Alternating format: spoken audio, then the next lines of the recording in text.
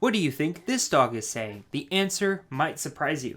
Welcome to Dream Dogs. Isn't it cute? Yes, it is. But if you only think about the play bow as cute, you'll miss out on all the other important communication that's taking place. The play bow isn't something the dog thinks through. It's just a reflex, like when you tell a funny joke and someone laughs. So when the dog is approached with excitement or playfulness, he may respond with a play bow. The play bow is a fixed action pattern. Imagine you have a toy robot. When you push the button on the robot, it always does the same movements, like spinning and beeping. A fixed action pattern is a lot like that toy. It's a set of actions that an animal does in response to a certain signal. The animal will always complete these set of actions despite what's going on in its environment.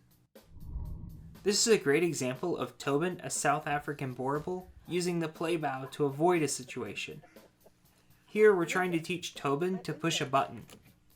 And when Tobin's owner Timna shows him the button for the first time, he gives us a play bow. But there are a few things about this play bow that are not consistent with the play bow that you would see in a dog park. Here, Tobin is verbally engaged with a cute voice. Timna moves the button underneath his nose, and Tobin takes this as an invitation to play. However, Timna is just trying to get him to engage and learn the button. These actions are going to trigger the play bow. Here you're going to see Tobin do the play bow pause, which is a lot like a yes or no pop-up on your computer. Either way, the window will close, but depending on what you choose, what happens after will be completely different. I've seen this with two dogs playing. One will bow, pause, look up and wait for a response. Then no matter what happens during that response time, he'll finish off with a head tilt. His next moves may change based on what happened during the pop-up menu. Here, even though there are some mixed signals, it is a great example of two dogs using the play bow in a stereotypical environment where it means I want to play.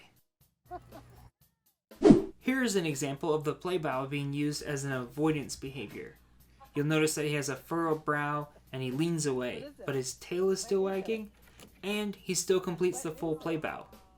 It's important to remember that the play bow is a reflex.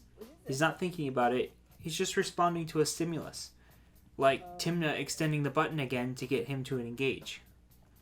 In this instance, Tobin is actually telling us that he does not want to engage, even though he's doing the play bow, which normally means I want to play.